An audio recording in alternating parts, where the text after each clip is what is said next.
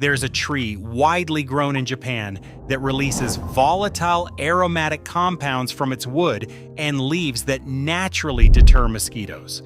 While it won't create an absolute impenetrable force field across an entire open yard like a chemical fogger, crushing its leaves or utilizing its wood provides a time-tested zone of insect repellency.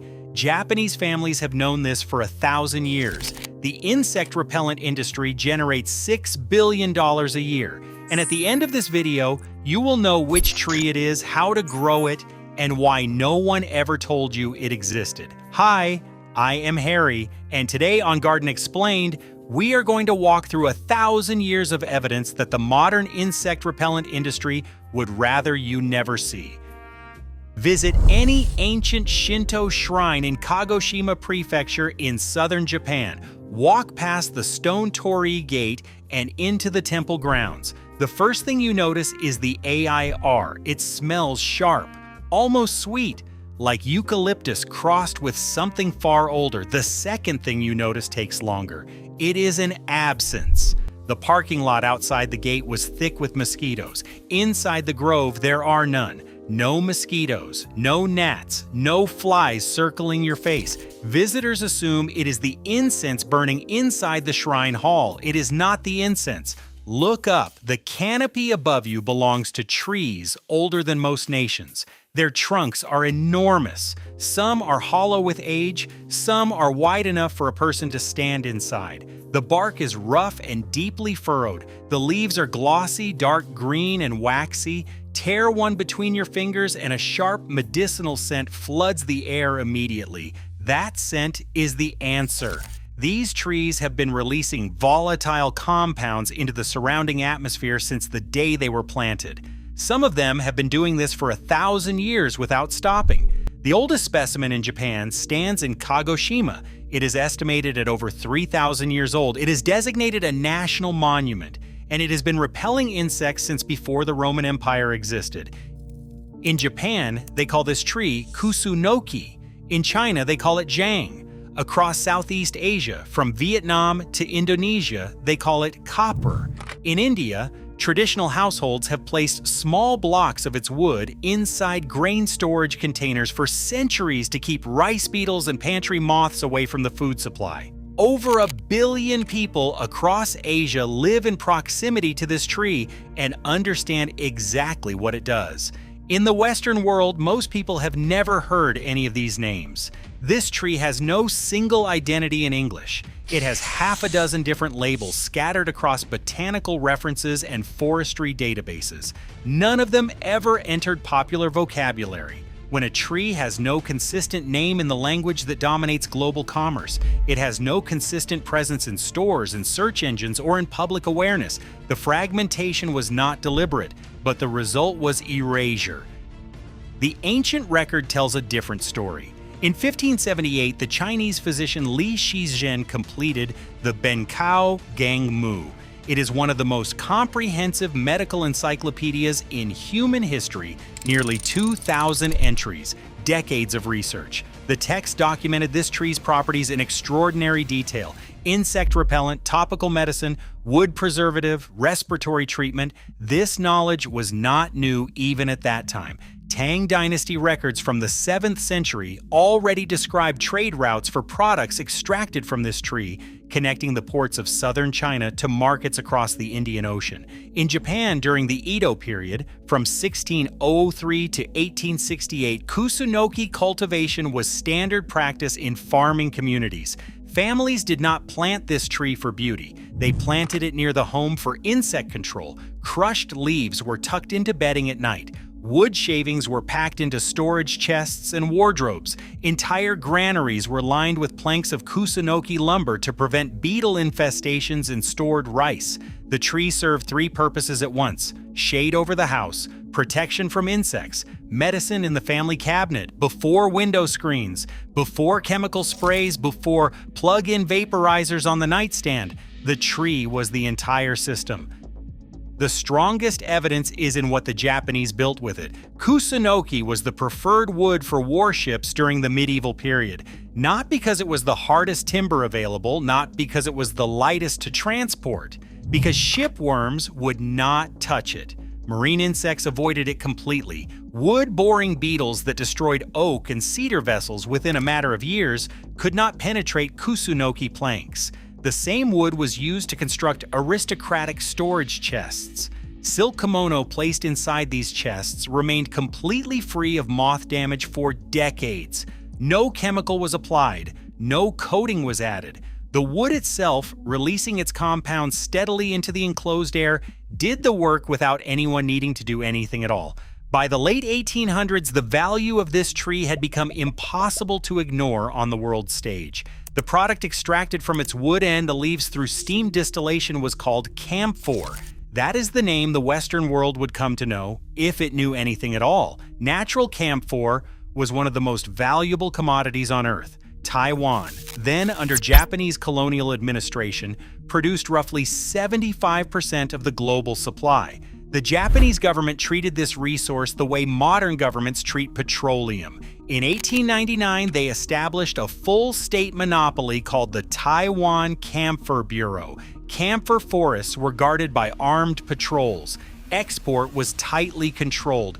Prices were set by the state. Military conflicts erupted over access to camphor groves in the mountain interior. This was not a folk remedy tucked away in a village healer's herb garden. This was a strategic commodity that shaped colonial policy across the entire Pacific region. And then the world changed. In 1903, a Finnish chemist named Gustav Kompa achieved the first total synthesis of camphor in a laboratory.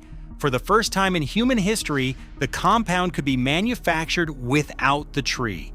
Chemical companies in Germany, Britain, and the United States scaled production within 2 decades. Synthetic camphor was cheaper per unit. It did not require land. It did not require trees that took decades to reach maturity. It did not require a colonial monopoly on a remote island. The price of natural camphor collapsed. The incentive to grow, maintain, and harvest living trees evaporated within a single generation. But the real displacement came 41 years later. In 1944, the United States Department of Agriculture developed a new synthetic compound for the military. American soldiers in the Pacific and Southeast Asian theaters were losing more combat days to mosquito-borne illness than to enemy fire. Malaria alone was disabling entire battalions. The compound they created was DEET. It worked on contact. It could be manufactured in factories by the barrel. It could be packaged in small bottles and shipped in crates alongside ammunition. It could be patented. And in 1957, it was released for civilian use across the United States. Within a single generation, an entire population learned that insect repellent is something you buy at a store and spray on your skin from a plastic bottle. DEET was followed by picaridin. Picaridin was followed by permethrin-treated clothing. Then came plug-in vaporizer devices for bedrooms.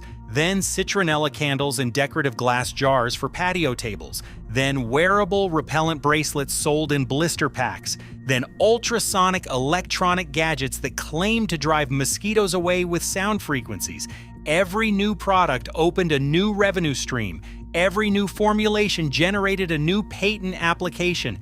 Every new delivery mechanism created a new product category competing for shelf space in hardware stores and pharmacies. The industry did not solve the mosquito problem once. It solved it over and over and over again at increasing price points in increasingly elaborate packaging. By the 2020s, the global insect repellent market reached $6 billion in annual revenue. Every single product in that market shares one characteristic: it runs out. Every spray bottle empties. Every coil burns to ash. Every candle melts down to the glass. Every wearable band expires within 48 hours. The entire business model depends on repeated consumption. You use the product disappears, you return to the store, you pay again. A living tree standing in your backyard that repels insects simply by existing does not generate a second transaction. It does not generate a third. It does not generate a quarterly earnings report. The tree releases its compounds through a process called sublimation. At normal outdoor temperatures, the solid camphor molecules embedded in the wood and leaves slowly convert into vapor. This vapor drifts into the surrounding air. It creates a zone that biting insects actively avoid. The tree does not do this on a schedule. It does not do this for a season. It does this continuously, every hour of every day for its entire lifespan. And its lifespan is measured in centuries. Researchers have tested the essential oils extracted from camphor leaves against aggressive mosquito species like Aedes aegypti. In controlled laboratory tests, concentrated applications achieved repellency rates exceeding 90%, with some formulations offering brief protection times comparable to low-concentration DEET. One of the tree's primary compounds, linalool, is officially registered by the United States Environmental Protection Agency as a biopesticide with documented insect repellent properties. The science is not emerging. It is not theoretical. It is established, measured, and verified across decades of controlled research. Now look at the research landscape. Search any major medical database for DEET mosquito repellent. Over 2,000 published studies appear. Search for camphor tree mosquito repellent. Fewer than 80. The ratio is roughly 25-1. This gap does not exist because DEET is a better compound. It exists because DEET has corporate sponsors who fund clinical trials, publish favorable results, and submit those results to the regulatory agencies that decide what products reach your local store shelf. The camphor tree has no corporate sponsor. It has no marketing budget. It has no lobbyist in Washington or Brussels or Geneva. The studies that do exist come almost entirely from research institutions in Japan, Taiwan, China, Thailand, and South Korea. They were published in journals that Western medical databases historically did not bother to index. A critical finding published in Japanese reached no American physician. A discovery documented in Mandarin influenced no European regulatory decision. The knowledge was always there. It was always accurate. It was always available to anyone who could read the language. No one in the synthetic chemical industry ever had a financial reason to translate it.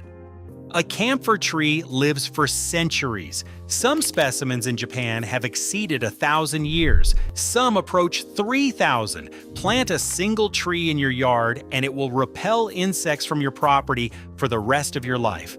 And your children will inherit it, and their children after them. No repurchase, no refill, no seasonal restocking trip, no subscription service, no coupon clipping. A $6 billion industry does not benefit from a product that works once and never stops working. Natural camphor cannot be patented. A living tree cannot be licensed. The act of crushing a leaf and placing it on a nightstand cannot be turned into intellectual property.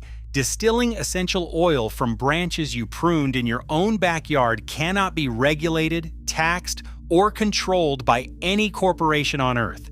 Every single characteristic that makes this tree valuable to a family makes it worthless to a shareholder. The pattern is always the same. Every benefit the camphor tree provides threatens an existing product category.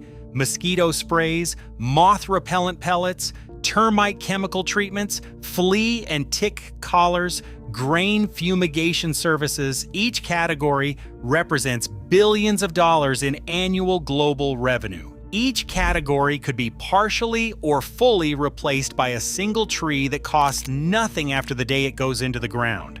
No corporation held a meeting about suppressing this tree. No boardroom conspiracy erased it from Western awareness. The mechanism was simpler than that. A product that generates no repeat revenue generates no advertising budget. A tree that needs no chemical inputs creates no market for chemical suppliers.